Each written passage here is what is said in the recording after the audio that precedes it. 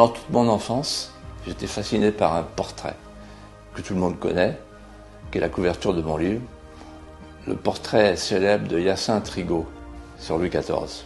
En le regardant fixement, je me suis aperçu que c'était un Louis XIV au trait tiré, vieilli, désincarné, avec un détail qui échappe souvent au public. Il tient le sceptre à l'envers. Et je me suis dit, je vais décrocher le tableau et le faire revivre, restituer le roi à ses enfances, à sa jeunesse, à ses élans, à ses ferveurs, à ses desseins, à son génie. Et pour cela, je suis entré dans son fort intime.